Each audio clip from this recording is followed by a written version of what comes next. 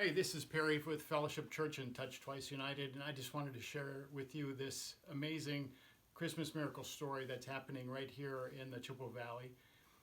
So my friend Arik had a nosebleed that he couldn't stop. He ended up going into the hospital, and then as he went into the hospital, that developed into pneumonia. His organs started to fail, and about 3 weeks ago, he slipped into a coma and was non-responsive. And I would slip up and pray with him in the mornings, and sometimes I'd pray out loud, and sometimes it'd be quiet. But for 3 weeks, there was pretty much no response, and I was really getting fearful for him and his family, and it just wasn't looking good.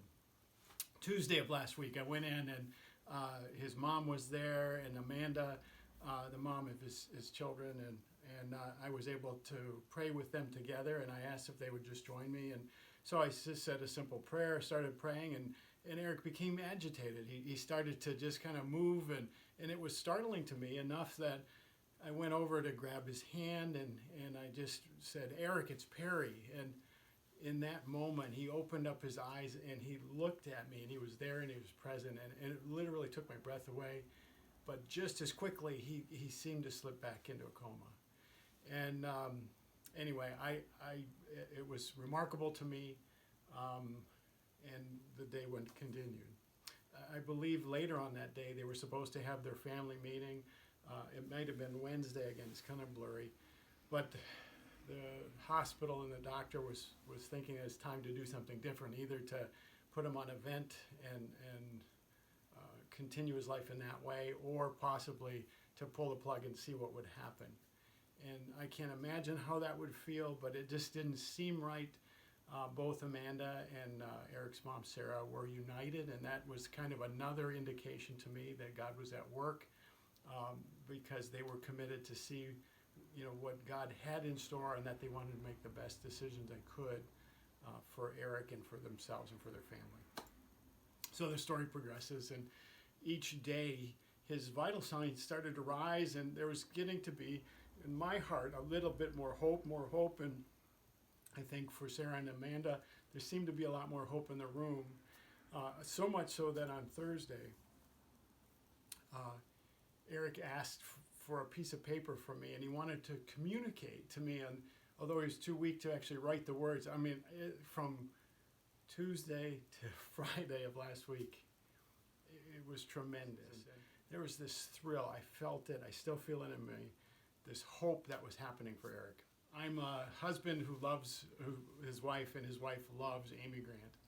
And so for the last few years, we've been buying tickets to go see them in Minneapolis, St. Paul. And so Friday night we had tickets, and I was taking. So now our whole family's in the car, and we're heading towards Minneapolis, St. Paul. And if you haven't been doing this recently, and you have a GPS on your phone, what I like to do is put it in so that as the traffic changes or traffic patterns, they reroute you so you're not stuck in traffic. And of course, on the way, usually you can adjust as you make your way in.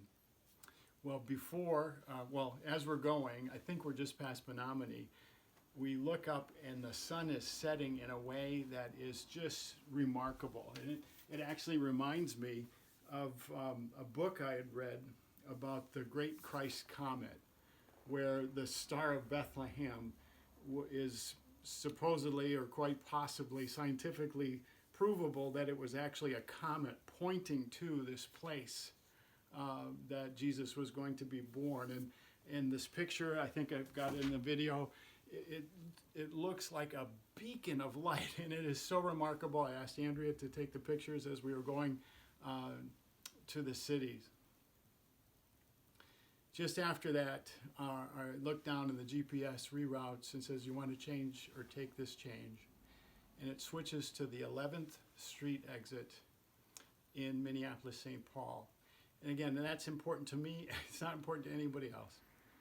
But the last time I went to the 11th Street exit in Minneapolis, 2011, August 31st, I was at a Bethlehem Baptist Church, Touch Twice United Clinic, where I witnessed this little girl who had died, her heart had stopped beating, and she stopped breathing on her own, literally raised from the dead. And it was the first time I'd ever seen a miracle like that.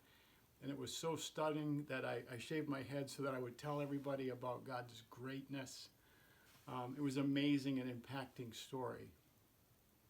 So now looking backwards, I see Arik's story and I see God speaking to me about the hope that is in this death to life story, and that he's at work in this for Arik and his family. So then we get to the Amy Grant concert, and it's wonderful and beautiful, and God certainly has my attention. And the second half of the concert is very worshipful, and it's like a sing-along, Christmas songs. And there's a song in particular that they sang. It was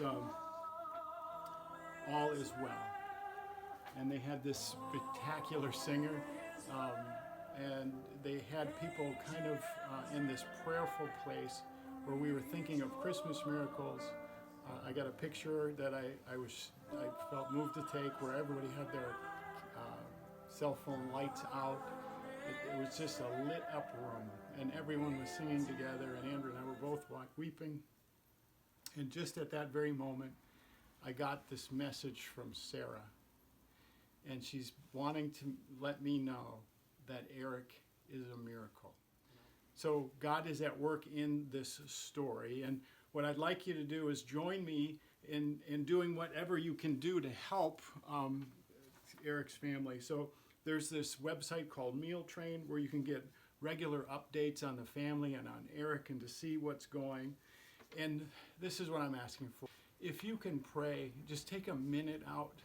If you can remember Arik and this family as you head into the Christmas season, continue to pray that God would stir and speak to you as he has to me through this story. If you're in the Minneapolis area, or if you're going to, if you can stop and visit Arik and just bless him and his family, I think that would be wonderful. And if you can help in any way financially, there's Grubhub, meals and expenses, there's gas things. If you can help in any way, please prayerfully consider helping. God is at work, and this Christmas season seems to be a season of miracles for us.